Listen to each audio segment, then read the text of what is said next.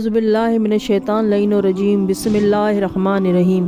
مومنین و مومنات السلام علیکم۔ آج جو وظیفہ لے کر آئی ہوں وہ خصوصاً جمعرات اور جمعہ کا وظیفہ ہے، اور جو کوئی بھی پریشان حال ہے جو خصوصاً اس کے لیے لائی ہوں جو پیسوں کی وجہ سے تنگ دستی کا شکار ہے۔ اگر آپ غنی ہونا چاہتے ہیں، غربت میں پھنسے ہوئے انسانوں کے لیے یہ مشعل راہ ہے۔ جو بھی شخص، جو بھی مومنہ، جو بھی مومن اس وظیفے کو کرے گا، اور جو بھی مومنین و مومنات میں سے اس وظیفے کو کرے گا، اس کے لیے سہل ہوگا کہ وہ پروردگار عالمین کے حق و حلال روزی کا مستحق ہو۔ آج جو میں یہ وظیفہ لائی ہوں خصوصاً غربت کو ختم کرنے کے لیے، یہ وظیفہ اکثیر ہے۔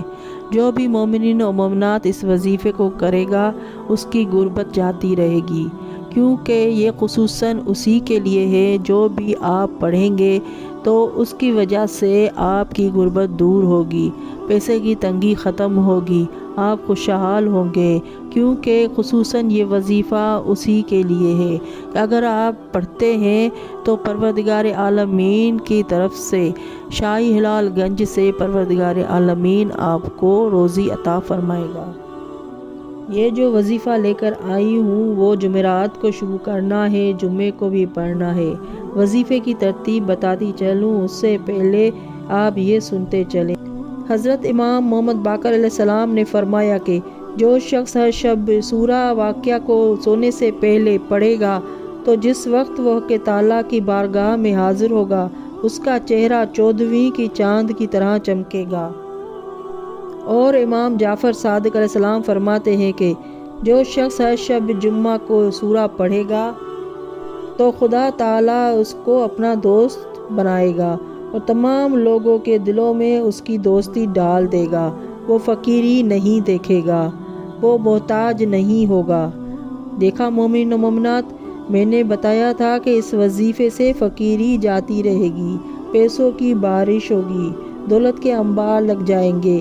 نیت خالص ہونی چاہیے، اور جب یہ آپ وظیفہ کریں تو آپ اپنا مقصد ذہن میں رکھیں اور اس کے بعد اس وظیفے کو کریں تو پروردگار عالمین آپ کو کسی کا محتاج نہ بنائے گا اپنے علاوہ، نیز دنیا کی آفتوں اور بلاؤں سے محفوظ رہے گا، اور حضرت امیر المومنین علیہ السلام کے رفقا میں شمار ہوگا۔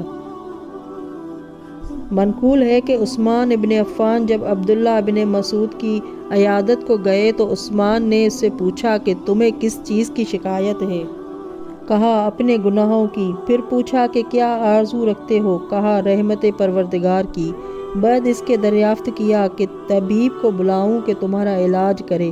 کہا طبیب ہی نے مجھ کو بیمار ڈالا ہے۔ پوچھا کچھ تمہاری مال کی عنایت کروں؟ کہا جب میں محتاج تھا اس وقت تو تم نے میری کمک نہیں کی، اب جو مجھے احتیاج نہیں ہے تو مجھ کو دینا چاہتے ہو؟ عثمان نے کہا تمہارے بیٹوں کو کچھ دے دوں؟ کہا ان کو بھی ضرورت نہیں، اس واسطے کہ میں نے ان کو سورہ واقعہ تعلیم کیا ہے اور وہ ہمیشہ اس کے تلاوت کرتے رہتے ہیں، اور میں نے جناب رسول خدا صلی اللہ علیہ وآلہ وسلم سے سنا ہے کہ جو شخص ہر شب جمعہ کو اور ہر شب اس سورہ کو پڑھے گا وہ ہرگز محتاج اور فقیر نہ ہوگا، خداوند عالم اسے وسعت رزق عطا فرمائے گا۔ مومنین و مومنات، وظیفہ بتاتی چلوں۔